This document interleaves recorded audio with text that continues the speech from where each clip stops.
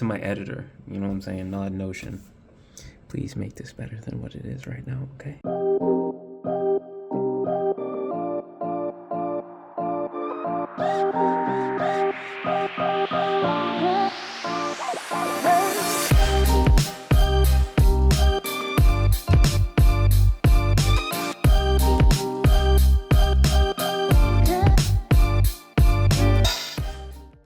So this was a couple of months ago.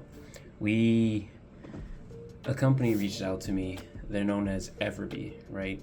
They are a print-on-demand service they're trying to become a print-on-demand service. They're now making a website for that, and they needed assets and photos for that.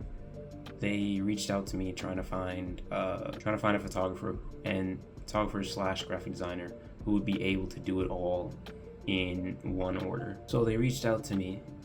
I had to find this right here. This shoot was crazy. I had to find 6 different models of varying heights, varying ethnicities, and skin tones, so that they would have a variety of diversity on their website. The problem that I had is that finding the models and finding 5 to 6 people who would all come together and be able to do a shoot in a studio for like 2 hours. Now, when you're trying to look for people and you're trying to do it cheap, well, not cheap, but trying to make sure that you don't empty the budget that they give you, when you're trying to not spend as much money as possible and you're trying to do it on like a budget-friendly type of thing, it becomes very difficult because, like, obviously I could just go and buy models, right? But my pockets wouldn't have been as filled, and I don't know how free these people would have been as well. And I don't know them. So I had to find people who I had used before, my cousins, my sister, and a couple of my friends. And then I even had one of the studio owners do one of the photo shoots because he told me he'd get somebody, they didn't show up, and I just asked him since he was not on the list of ethnicities that I already had. So yeah, they wanted a combination of white background and lifestyle. The problem is that we're in a studio, one, and white background photos are easy. That's light work, right? Lifestyle photos are even easier because now you can just be kind of random with it. You can be a little bit more creative. But when it comes to creating photos for a website that you're supposed to be able to like print something on like the chest piece, like the little box, it becomes a lot more difficult because the box has to be flat, right? No wrinkles, because if there's a wrinkle in it like this, it messes up the whole image and it looks like it's like pasted on top and looks ugly on the website, right? So you have to make sure that there's this box right here is like nice and flat, and then you also have to make sure that their chest is facing the camera and it's flat on, because if they're turned even a little bit, it messes up the whole thing, because you can't like paste something on it sideways like you can do in Photoshop. It doesn't really work like that on this type of website. You're supposed to be able to drag an image, drop it, and boom, it's on the chest piece. So it came to being very limited with the type of things that I could do, because usually I just tell them like pose a little bit, put your hands in your pocket, turn to the side, look down, look up, stuff like that. But I couldn't do that. They didn't want the hand, because hands can't cover the middle, the chest, the little square piece in the middle either, because if your hand's in the middle, it just prints on your arm. And that would look dumb. So that was a bit of a challenge, along with me not being able to get 6 people. I only ended up getting 5. It was great. I mean, to be honest, it's been a couple of months. These people really liked it. They want me to work with them again. They're just figuring out some things right now. Back to shoot. The reason that they wanted partially a graphic designer is because they wanted this thing called alphas created. Now for me, I said yes to this job not knowing what an alpha was, okay? I found it out on the job. And luckily it was something that I could do. And basically what an alpha is that if the shirt's just floating there, think of like a mannequin, like an invisible mannequin photo where the shirt's just sitting in the air floating. And with all the photos that I took, they wanted the same backgrounds correlating with the same photos. So I had to cut out every photo and remake it to make it look good as an alpha. Make sure the chest and everything is flat. I had to do that to every image, even even after I removed the shirt from the image and made a copy. With that, we all had to figure out a way to create, what was it, I think there was a total of 5 different shirts. They were all unisex, right? So I only had 5 different shirts, no boys, no girls, and I had to have both boys and girls as well.